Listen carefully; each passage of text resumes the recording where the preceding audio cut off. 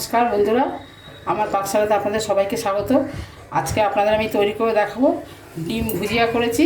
এটা দিয়ে আলু দিয়ে পেঁয়াজ দিয়ে একটা খুব শর্টকাটে রান্না করে দেখাবো, খুব সহজ পদ্ধতিতে। আসুন তাহলে দেখে নেওয়া যাক। আমি 4টে ডিম নিয়েছি, ওটাকে একটু নুন আর গোলমরিচ দিয়ে আমি ভেজে নিয়েছি, ওটা আপনাদের দেখানো হয়নি।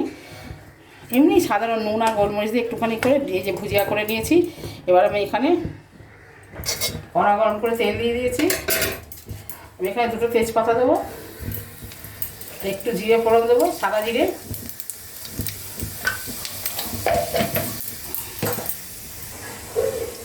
জিরে তেজপাতা ফোড়ন হয়ে গেছে। এবার আমি এর মধ্যে ছোটো ছোটো করে কেটে রাখা আলু দিয়ে দেবো। বেশ পাতলা পাতলা করে কেটেছি আলুটা, যদি মোটা করে কাটিনি তাড়াতাড়ি রান্নাটা হয়ে যাবে। তাহলে আলুটা আমি খুব ভালো করে ভেজে নেবো। আলুটা হাফ ভাজা হয়ে গেলে তারপর এর মধ্যে পেঁয়াজ দেবো।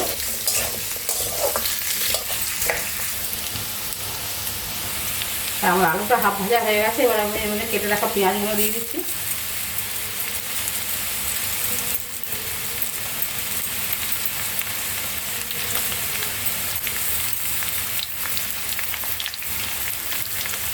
পেঁয়াজগুলো নিয়ে ভালো করে নাড়বো যতক্ষণ না পেঁয়াজগুলো ভাজা হচ্ছে।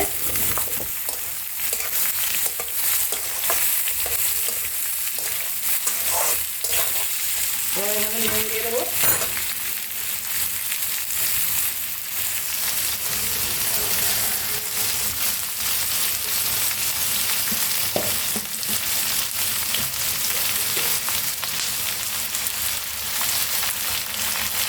আমরা এর মধ্যে নুন দিয়ে দিলাম।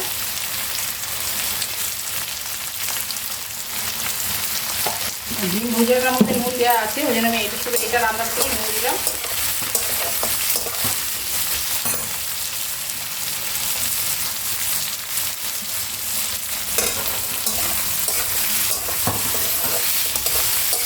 আরও কিছুক্ষণ ভাজবো যতক্ষণ না পেঁয়াজগুলো ভাজা হচ্ছে।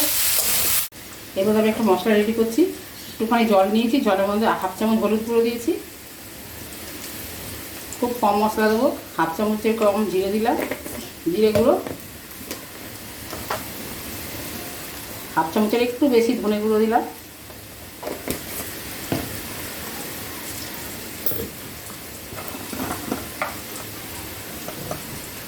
লঙ্কা গুঁড়ো আমি 1 চামচই দেবো, বেশি দেবো না, একদম ছোটো চামচে 1 চামচ দিলাম।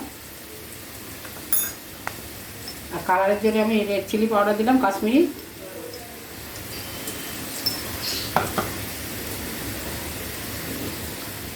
আদা বাটা দিলাম 1 চামচ। এটাকে আমি ভালো করে গুলে নেবো।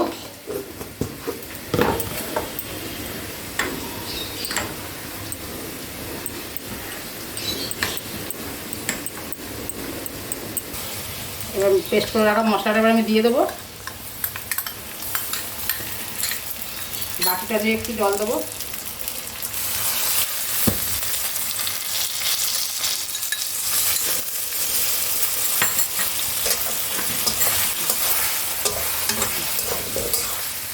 আমি ভালো করে ভাজবো মশলাটাকে যতক্ষণ না তেল বেরোচ্ছে।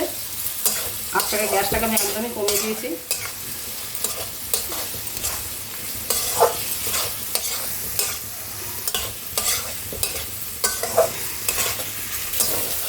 মশলাটা কষানো একদমই হয়ে গেছে, একদম তেল ছেড়ে দিয়েছে। এবার আমি এতে জল দেবো। খুব একটা বেশি জল দেবো না, আলুটা ভাজতে ভাজতে একদমই সিদ্ধ হয়ে গেছে।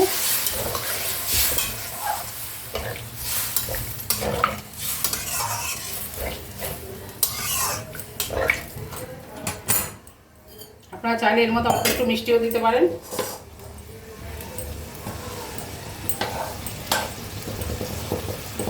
ঝোলটা একটু ফোটা অবধি অপেক্ষা করবো, ফুটে গেলে এটা দিয়ে দেবো ডিম ভুজিয়াটা।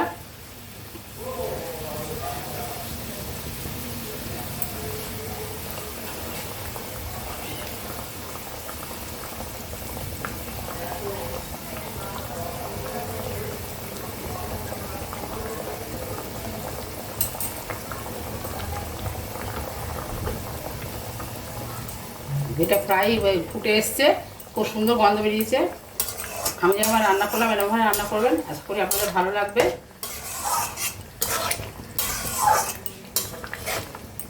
ভালো লাগলে লাইক দেবেন।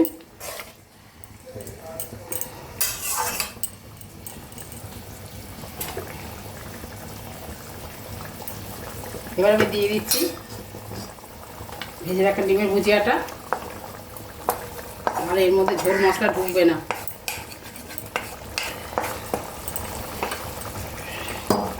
ভালো করে নেড়ে চেড়ে মিশিয়ে দিয়ে একটু ঢাকা দিয়ে দেবো।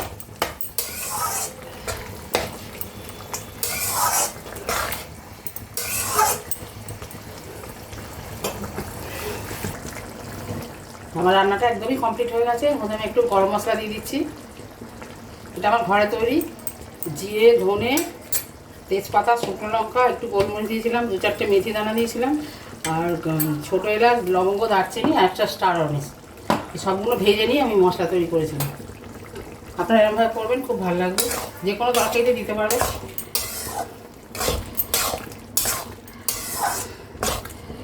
গ্যাসটা নিভিয়ে দিচ্ছি আর এই তেজপাতাগুলো তুলে ফেলে দিচ্ছি।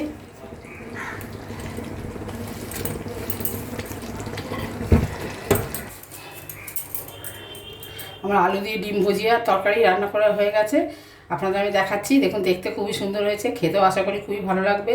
আপনারা আমার মতো করে রান্না করে দেখবেন, যদি ভালো লাগে লাইক দেবেন, আর যদি আপনারা ফেসবুক থেকে দেখেন তাহলে ফলো করবেন, যদি আপনারা ইউটিউব থেকে দেখেন তাহলে অবশ্যই চ্যানেলটা সাবস্ক্রাইব করবেন। আর আপনারা সবাই ভালো থাকবেন, সুস্থ থাকবেন। ফিরে আসবো অন্য কোনো রেসিপি নিয়ে। নমস্কার।